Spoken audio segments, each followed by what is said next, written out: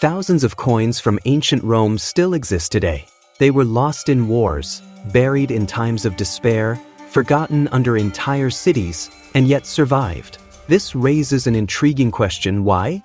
It wasn't luck, it wasn't chance, and it wasn't just time.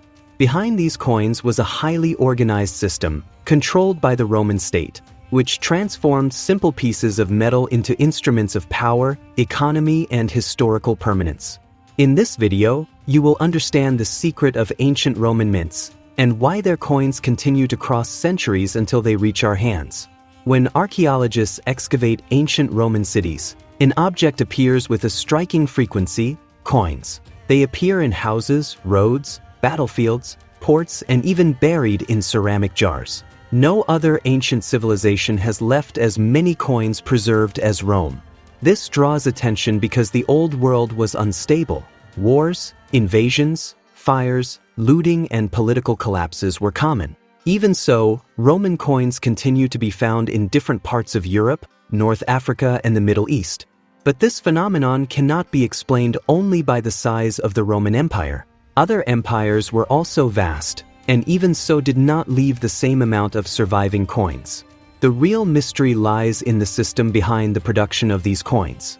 Rome did not produce money on an improvised basis. From an early age, the Roman state understood that currency was not only a means of exchange but also a tool for economic, political, and social control. Each coin carried clear messages: the emperor's face, symbols of power, stability, and continuity. But more important than the image was confidence. For a currency to be accepted throughout the empire, people needed to trust that it had real value. And that trust only existed because there were strict rules. Weight, shape, metal, and quality were not left to chance. Everything was supervised. Another crucial factor is that Roman coins were not made for temporary use. They were meant to circulate for decades, sometimes centuries. Many coins were still in use even after the death of the emperor stamped on them.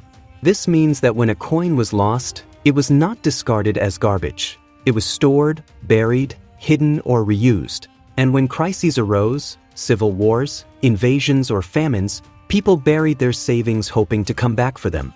Many never returned. And that's how time did its job, preserving these coins as historical capsules.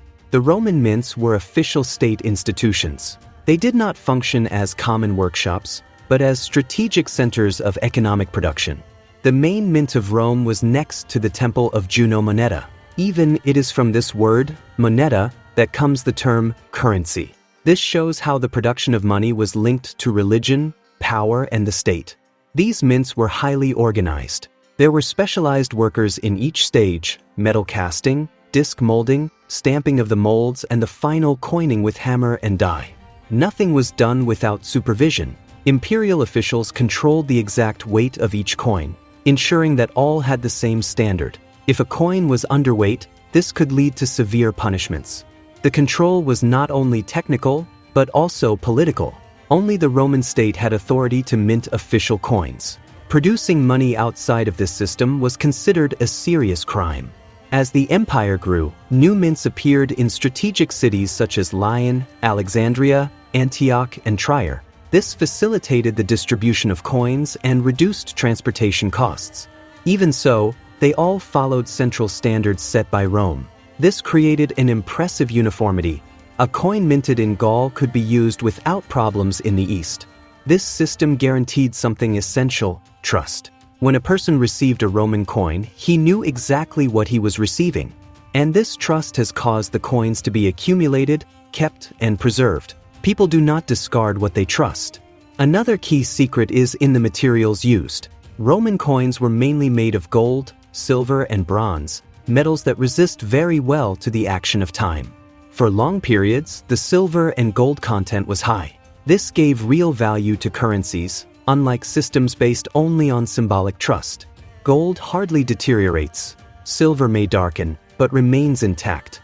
Bronze, despite oxidizing, can survive thousands of years buried. In addition, the coins were thick and solid. They were not fragile.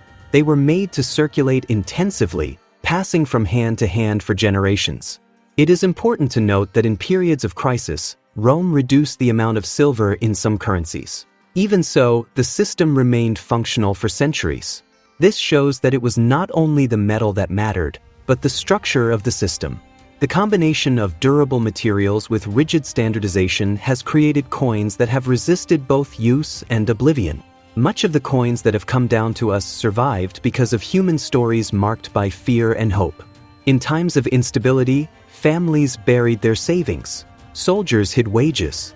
Merchants kept coins waiting for better times. These treasures were buried in pots, boxes, or cloth, often without clear marking. The intention was simple: to return later.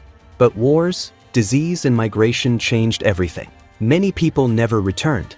These caches have become archaeological treasures. Each set of coins tells a silent story of someone who trusted in the future. This practice was so common that archaeologists find thousands of these deposits scattered throughout the ancient empire. And that's exactly why so many coins survived. Rome produced coins on a gigantic scale. For centuries, millions and millions were minted. But unlike the modern world, coins were not replaced quickly. They circulated for decades. The same coin could pass through several generations. This increased the chance of being lost, buried, or forgotten. In addition, old coins were rarely destroyed. When worn out, they continued to be used. This combination of mass production, long circulation, and reuse explains why so many have come to us. It was not a miracle. It was historical mathematics. In the end, the great secret of ancient Roman mints is not something mystical or lost in time. It is on three clear pillars: state organization, durable materials, and public trust. Rome understood early on that currency was more than money. It was stability, authority, and continuity. Every currency that has survived is a silent testimony of this system. And perhaps the greatest lesson is this: when a society builds something well done, with purpose and organization, its effects can span centuries. If this video helped you understand a little more about the genius of ancient Rome, leave your like now. It helps the channel to grow. Sign up to not miss more videos about history, empires, and the secrets of the ancient world. And tell me in the comments, what old object would you most like to find buried today? And if you want to continue this journey, click on the next video that is appearing on the screen now. He will show you another surprising aspect of the story that almost no one noticed. See you there.